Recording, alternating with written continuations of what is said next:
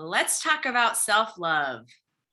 Hey, Katrina, before we get into that, I've got something for you and I wanted to give it to you. Are you cool with that? Sure. All right, I wanted to give you some flowers. So here Oh, you go.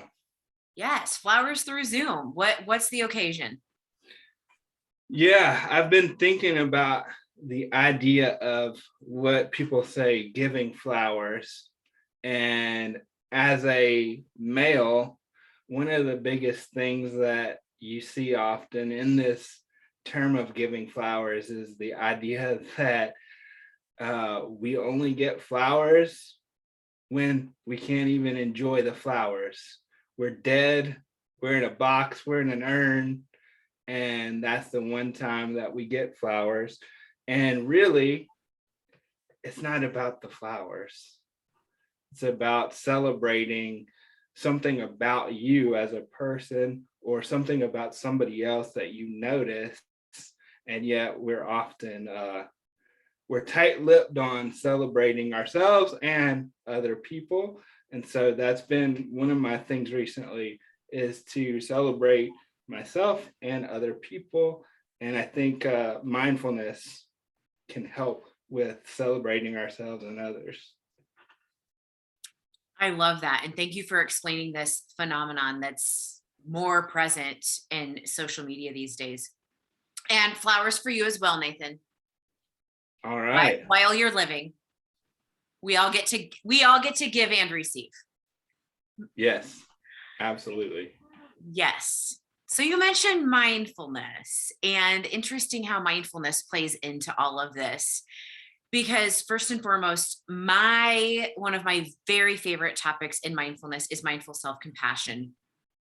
And when we're first teaching mindful self-compassion, it's very difficult for a lot of people to give themselves compassion, right? Part of self-compassion is giving yourself what you need in the moment. So it might be a break, it might be a pat on the back. Um, it could be anything. It could be breathing in whatever words you need to hear. And a lot of people say that that's difficult for them because either it feels self-indulgent, but these are the same people who can share the complimentary loving words to others. It's just a lot of times the conditioning is that we can give and give and give and give for others, but not, there's something wrong or selfish or unnatural about receiving these words ourselves. Man, yeah, that idea around something being selfish, I think that's the one that I see the most getting in people's way. Like, well, if I do this, it's selfish and I don't want to be perceived as being selfish. Mhm. Which we always say, and mindfulness, and we hear it a lot in the personal development world, comparing everything to the airplane metaphor of putting your own oxygen mask on first.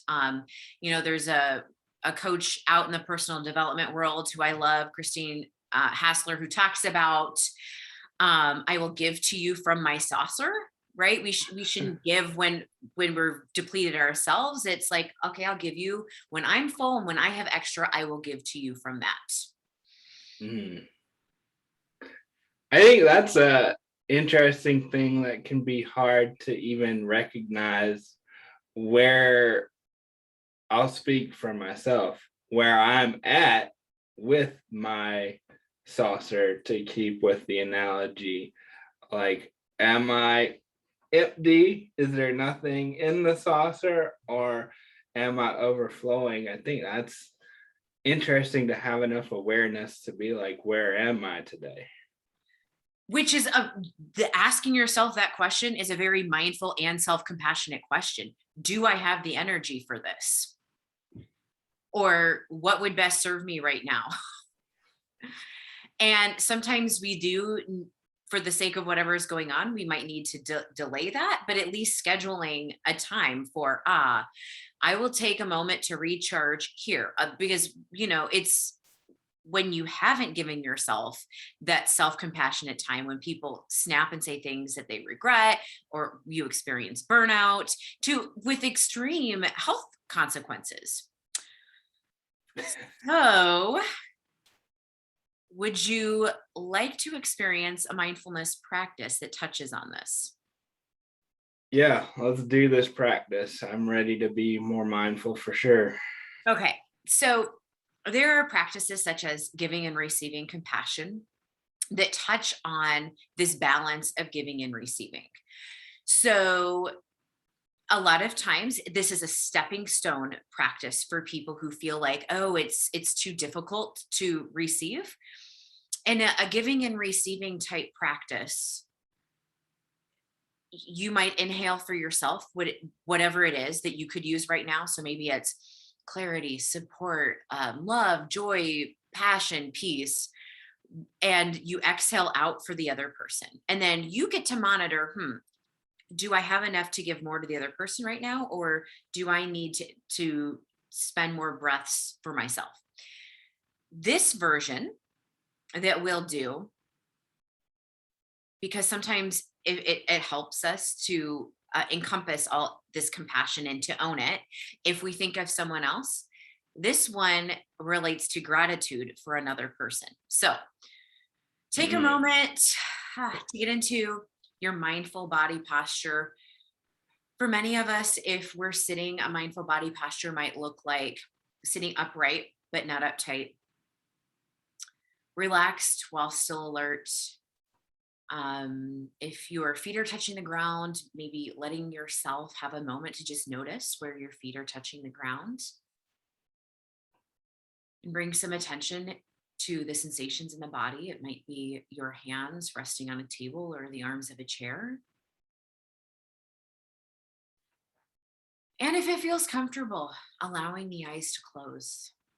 If that doesn't feel so comfortable in the moment, maybe allowing yourself to just have a soft, fixed gaze at a point in front of you.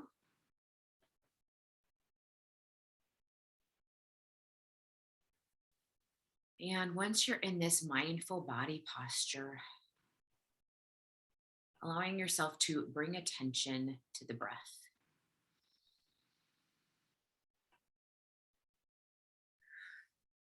Maybe taking a breath or two where you really allow yourself to have a longer exhale to cleanse whatever right now you don't need.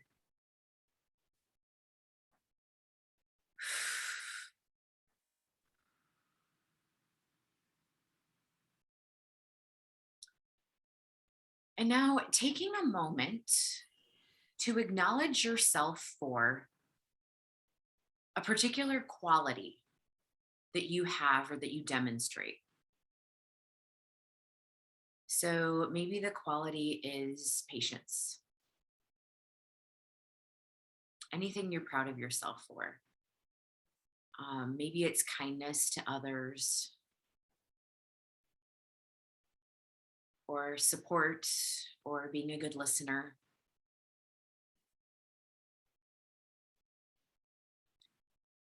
Maybe it's understanding or a sense of humor.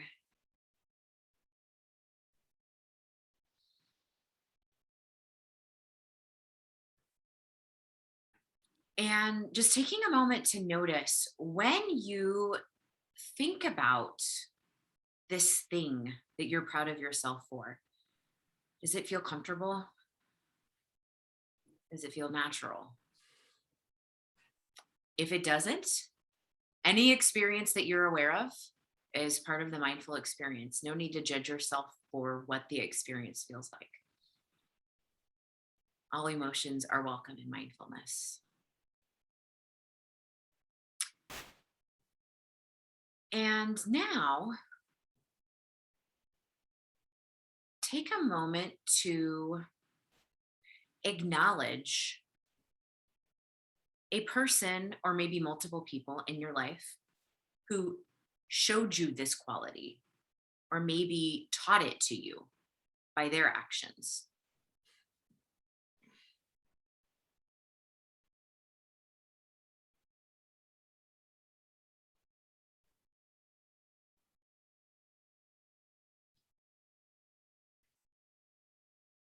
And allow yourself to experience gratitude for this person or people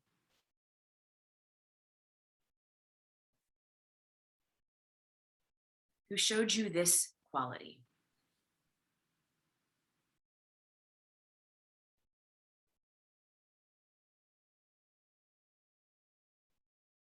And now notice if the feeling that you have inside is any different than what it felt to just notice this quality within yourself. When you think about where the quality came from, does it feel any easier to acknowledge?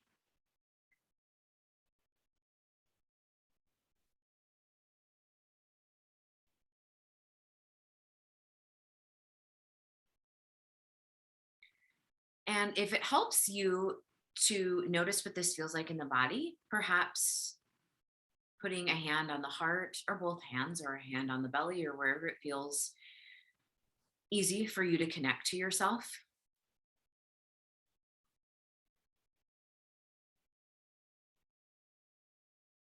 And now, with this spirit of gratitude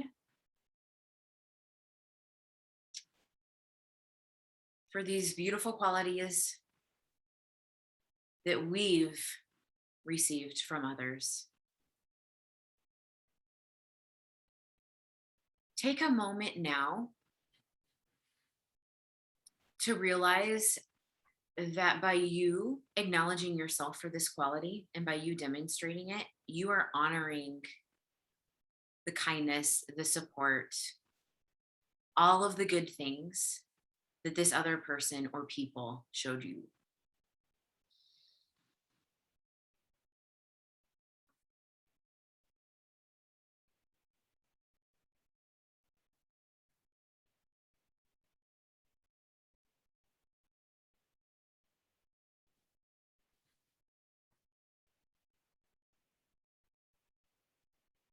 And notice if this at all changes your relationship to noticing the good qualities within yourself.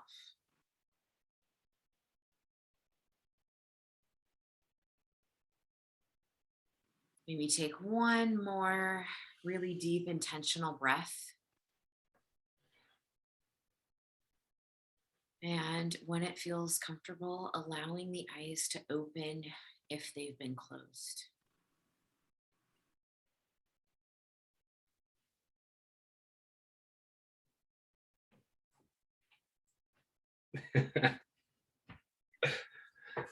Oh, that was interesting. So I'm curious because when I first experienced this was a very, very mini version. When I first experienced it, I noticed a very different reaction of what it felt like to acknowledge a quality within myself versus acknowledging the quality within somebody else who's made a difference in my life. What was it like for you? So, yeah, I think acknowledging a quality in somebody else that you see, um, it's much easier. And I think that's because when I try and acknowledge something within my own self about me, I have my internal dialogue that's always running. And, when I work with people with the loneliness solution, that's one of the things we work on is like, what does your inner voice sound like? So that we can make it sound a little bit more ridiculous and less realistic than it probably sounds to you in the moment. And I think it's just a lot easier to look outside and see something when you don't really have a mirror that you can look inside yourself and say, oh yeah, I'm glad I'm remembering this is happening within me. Mhm. And that makes me think of what, you and I know have learned in different trainings of a lot of times if we can notice a beautiful quality in someone else, it's because we have that same quality ourselves. Yeah. That's what allows us to notice it within another. And another thing about that inner voice, and yes, I love that you do that with your coaching, is like make that negative inner voice, ridiculous, because that is what it sounds like. Um a lot of times we minimize, right, when we first think of, like, what is it that is really this gift or this quality that I'm proud of? We might think of something like, let's say it's patience, and we might then say, oh, but I'm not patient all the time, or not as much as I should be. And it's like, but wait a minute, like, give yourself credit where credit's due. We get to remember the second component of mindful self-compassion is that common humanity of, we're all imperfect together. That's what unites us as humans. So, yeah, give yourself some acknowledgement for when you do show these qualities, because on the other end, most of us, especially with this negativity bias that's always present and, Yeah. there to keep us safe, but we often let that negativity bias run wild. And it's like, oh, I wasn't patient this one time with this one thing that I said. Yeah. Yeah. 100%. And I think the interesting thing to me is like coming to a place where you can look at yourself, whether it's like we're doing here, because we can see ourselves talking to each other in the recording, or you're in the mirror and realizing like, can I talk to myself as if I'm that other person that I just gave those wishes to? Because what I'm really doing, I'm projecting out, realistically, I'm projecting out something that I see in them. But as you said, it's a projection, because I also know that within me as a human being, that quality does exist.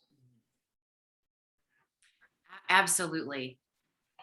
So, with that projection and the thinking of how we would talk to ourselves in the mirror if it was this other person, and we would probably show them a lot more self compassion. And so, that's why the definition, as Kristen Neff, the pioneer of mindful self compassion, that's why she says that she offers this alternative to the golden rule, where it's not about treating others the way you would want to be treated. It is Yeah. about speaking to ourselves the way that we would speak to a dear friend or somebody else experiencing the same thing. Chances are we would be a lot more gentle and understanding with that other person. So we also get to adopt that attitude with ourselves. Yeah, I love that, because I love talking about the golden rule, because I have a similar stance on that, where it's like, yeah, but we've got these 70,000 thoughts running that are all negative. So why would we want to treat somebody the way we think we should be treated, because we're negatively biased. Mhm. And so I don't want to treat somebody with that bias. I want to treat them like they are my best friend, and make an assumption of like that everything's going to work out, not the other way around. Yes. So, also something that I just want to point out with this is that in mindfulness, formal practices and informal practices inform each other.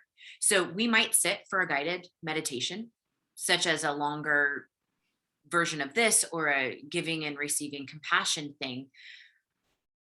But the great thing is that in our everyday lives, we can also use these tools informally. Of, if I recognize I'm having a hard time or I'm being difficult on myself, I can just remember, I know how to be patient, and I've had great role models of, this parent, this coach, this caregiver, this whoever it may be, who showed me that. And I know how to do this, and I can do them honor by passing it on and showing it to myself, because they would want me to be kind to myself. Yeah. Yeah. Yeah. So I'd be curious, like, and when you're watching this, you can put it in the comments. But so what came up for me, it was interesting. Um, when you said, "What are you proud of?" right now. And the thing that kept coming up for me was humor. Like, and I think that's because we've been laughing before we ever hit record, but that was what stuck out to me. And it was like one of those things where also it's like, well, am I judging myself for that being the thing that came up? Because that's not like, it's not a emotion, it's not something that I actually did, but it's what's coming to my mind, and it's still in the practice, right? It gave me the opportunity to think about people that have held that space with me and demonstrated that. And it's like, yeah, absolutely. I'm proud of that being a part of my life for sure. Yes, yes. So I hope that we can all take a moment and acknowledge these characteristics and own it. So, yeah, thank you, Nathan, for discussing this with me. And as always, if there are practices or mindfulness questions, please feel free to reach out. I love answering mindfulness questions and practicing with you all. All right. See you guys later. Bye bye.